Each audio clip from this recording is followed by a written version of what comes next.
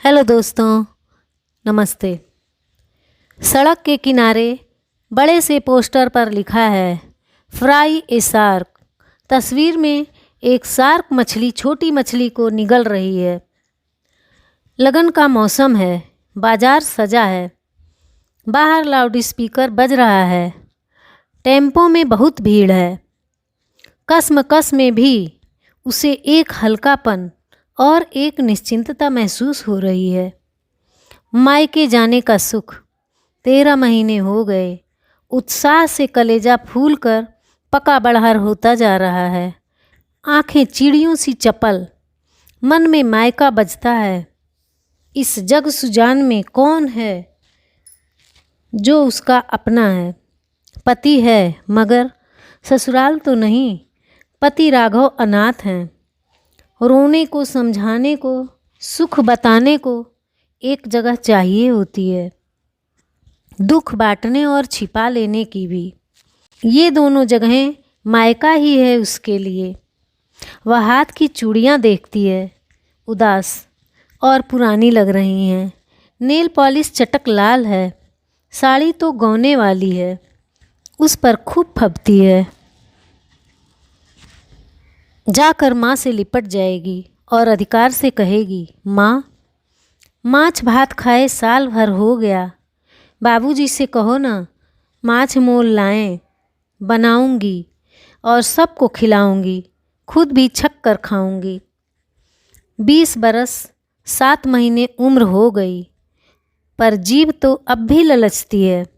बढ़िया खाना कमजोरी थी और अब भी है, मगर तंग हाथ और राघव की कोशिशों ने धैर्य का सुंदर पाठ पढ़ा दिया है। कपड़े, गहने, शौक, मनोरथ कौन पूछे। खाने की चीज़ों के लिए भी अधैर्य नहीं होती है रेवती। सिंदूर में कोई जादू होता है, नन्ही चिड़िया को गुर गंभीर देवता बना देती है। कह पाएगी माँ से वैसे ही जैसे पहले कह पाती थी। चौक पर टेम्पो रुका। मटकुन शाह गरम गरम जलेबी छान रहा है। उसे बड़ा मन हुआ, आधा किलो बंधवा ले। 10 रुपए हैं पर्स में। पर्स का सिंथेटिक गोटा उखड़ चुका है, चैन भी अटकती पटकती है। वह मन महसूस कर आगे बढ़ गई। दालान गोबर से लीपा है, पक्के का घर, पानी की टंकी, कूलर, इन्वर्टर, फ्रिज, मिक्सी सब है मायके में। वह संभलती, स्वयं को संभालती घर में घुसी। माँ बैगन काट रही थीं। लपक कर आईं, गले लगाया। बाबूजी कमरे से बाहर आए। अरे रेवती, तू तो करिया गई है, हड्डी निकल गई है। खाती पीती नहीं थी ढंग से? ना बाबूजी, खाती थी ना। माँ हाथ पकड़कर उसे गोसाई घर ले गई। अरे खोइचा भी ना आ गई। रेवती क्या कहती? खोइचा का सामान और उसमें देने के पैसे कहाँ से लाती? पेट तो जैसे तैसे भर रहा है। मुस्करा कर बोली, लिया था माँ, आने की हड़बड़ी में घर में ही छूट गया। नहा धोकर रेवती आंगन में बैठ गई। माँ चमचमाती स्टील की थाली में दाल भरी पूरी और आलू की सब्जी ले आईं। रेवती ने छक कर खाया। चाची की छोटी बेटी रूपा आई और चहक कर बोली, अरे दीदी, तुम कब आई? मेरी मिठाई कहाँ है? माँ ने रेवती को देखा। छक कर खाया खाना पेट में जम गया। पेट और मन दोनों और भारी हो गया। जब रूपा चली गई तब माँ ने उससे एक एक कर सब बातें पूछनी शुरू की। बगल काठ की कुर्सी पर अखबार पढ़ रहे बाबूजी भी बात पीते रहे। आँख के आंसू बहते रहे। कथा बढ़ती रही। दुख कहते वक्त कलेजा फट फट जाता था। माँ धैर्य से सब सुन रही थीं, पिता भी। सुबह मछली वाले की आवाज़ सुनाई दी। रेवती रसोई में रोटी बना रही थी। उसने लपक कर खिड़की से देखा। माँ बाबूजी दालान में बैठे थे, पर ना माँ ने मछली वाले को आवाज़ दी ना बाबूजी ने। रेवती धैर्य से रोटी बनाती रही। जब माँ बाबूजी नाश्ता कर रहे थे तो रेवती ने बिना किसी प्रसंग के कह डाला, माँ, साल बीत गया, माछ भात नहीं खाया। माँ और बाबूजी दोनों ने रेवती का चेहरा देखा। वह ज़मीन ताक रही थी। माँ ने बेरुखी से कहा, हम भी कभी कभी ही खाते हैं, रोज़ खाने की चीज़ नहीं है, महंगी कितनी है। रेवती ने समझदार नन्ही बच्ची सा कहा, हाँ माँ, रेवती गर्भ से है, 7वां महीना है, 1 पखवाड़े रहकर वापस लौटेगी। कोरोना में राघव को काम मिलना कम हो गया है, तंगी से भर मुँह खा भी नहीं पाती है। मायके में हर दिन खाना पकता मगर मछली नहीं बनती। पिता ने कहा, कल मछली ले आऊं? माँ ने चेहरे को निर्विकार करके कहा, नहीं। रेवती की आर्थिक स्थिति और ख़राब हो चली है। कोरोना में राघव को मजदूरी का काम भी नहीं मिल रहा। सादा सादी खाना ही रहने दो। अच्छा खान पान दोगे तो यहीं रह जाएगी, राघव भी आ जाएगा। अघारा बघारा खाना देखकर उसकी आंख लग जाएगी। दुखी बेटी को बाप भाई के सुख से जलन होती है, आह लग जाती है। पिता ने गमछे से दोनों कंधा झाड़ते हुए कहा, ठीक है। हर दिन एक सब्जी, दाल, रोटी, चावल बनता रहा। साइकिल पर एल्युमिनियम की बड़ी देगची बांधे रंग बिरंगी मछलियाँ लेकर मछुआरे आते, आवाज़ लगाते। रेवती के जीभ से पानी चूने लगता। 2 जीभ की लार वह बड़ी सतर्कता से उसे घोंट लेती। पखवाड़ा बीत गया। रेवती को हर दिन लगता कि मुंह खोला है तो माँ बाबूजी जाने से पहले मछली ज़रूर खिलाएंगे। राघव उसे लेने के लिए आ गया। बाहर मछली वाले का शोर है। टोले मोहल्ले की औरतें मछली मोल रही हैं, रोहू, कतला, झींगा। रेवती को लगा आज राघव उसे ले जाने आए हैं तो माँ बाबूजी ज़रूर मछली खरीदेंगे। मगर ना माँ ने मछली वाले को पुकारा ना बाबूजी ने। मछली वाले की पुकार पर कान दिया। खाना खाकर रेवती विदा हो गई। रास्ते भर पोखर, नदी, मछली, मायका सब याद आता रहा। अतृप्त लौट आई रेवती। रेवती के हृदय में दूर दूर तक न माँ बाबूजी के पक्के घर से ईर्ष्या है, न भाई के सुख और ठाट बाट से जलन। बस मछली ना खा पाने के दुख से बड़ा एक और दुख उसके भीतर जन्म ले चुका है। यह दर्द कलेजे से हुदक हुदक कर कंठ तक आ जाता है। आँखों के किनारे से आड़ी तिरछी नदियाँ बहने लगती हैं। 12वीं पढ़ी है, बगल के कैफ़े में नौकरी मिल गई थी।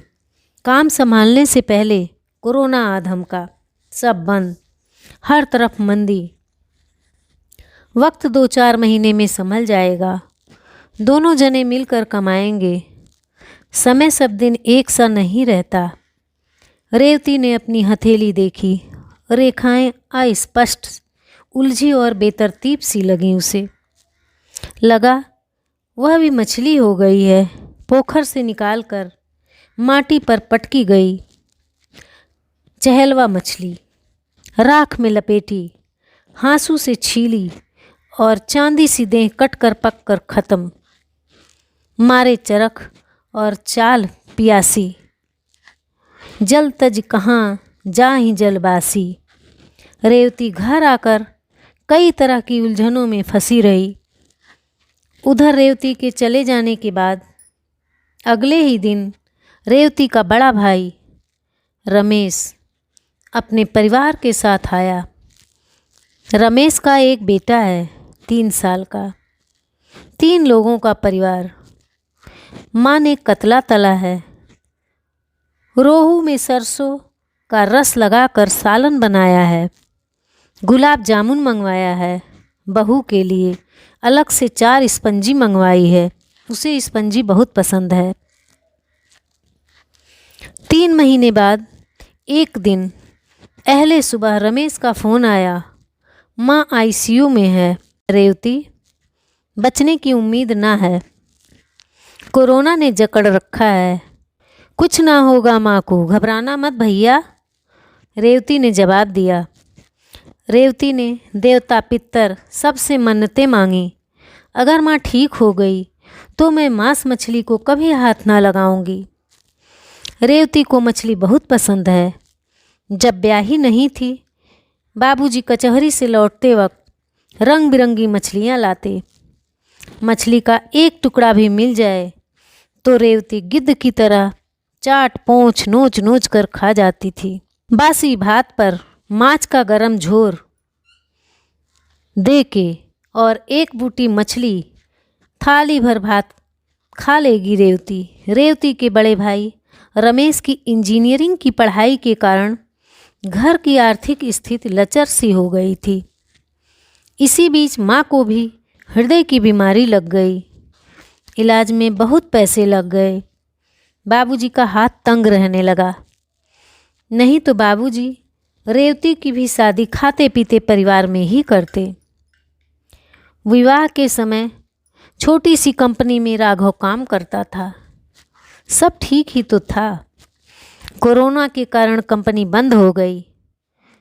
वह दिहाड़ी मजदूर का काम करने लगा। आजकल वह भी बंद है, मगर फिर भी इधर उधर हाथ पांव मारकर खाने जीने जितना जोड़ लेता है। 2 महीने बाद माँ ठीक हो गई। रेवती ने तो जिस दिन मन्नत मांगी उसी दिन से मांस मछली सब छोड़ दिया।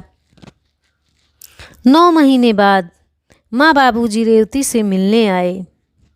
झुग्गी नुमा घर, आंगन गोबर से लिपा, घर में बांस का फाटक, उस पर पुरानी सिंथेटिक साड़ी को सिलकर लगा दिया गया है।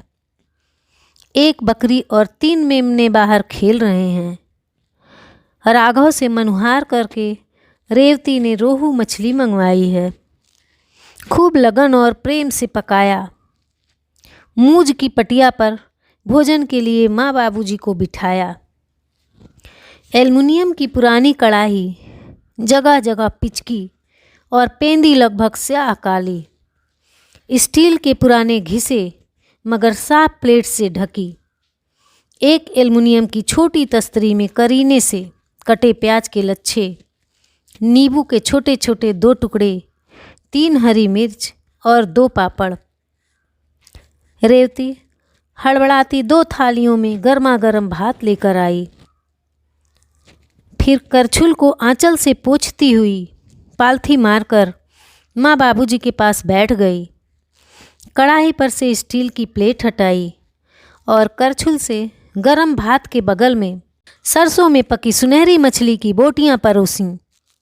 माँ बाबूजी ने स्नेह से खाया। तृप्त होकर माँ ने कहा, बहुत स्वाद है रेवती। खा चुकने के बाद माँ बोली, रेवती तू भी खा ले। रेवती ने कहा, माँ मैंने मांस मछली छोड़ दी। माँ ने धीरे से पूछा, क्यों भला? रेवती ने मुस्कुरा कर कहा, मन का कोई दुख था, देवता ने हर लिया, तो जीभ का ये सुख उनके चरणों में चढ़ा आई। माँ और बाबूजी उसके चेहरे को देख रहे थे। वह मछली के कांटे और जूठन बड़ी तन्मयता से माटी पर से उठाकर उठ खड़ी हुई। जोर का मेघ बरस उठा। झोपड़ी के दाएं कोने से खूब पानी घर में जमा होने लगा। बकरियां बाहर से घर में आ गईं।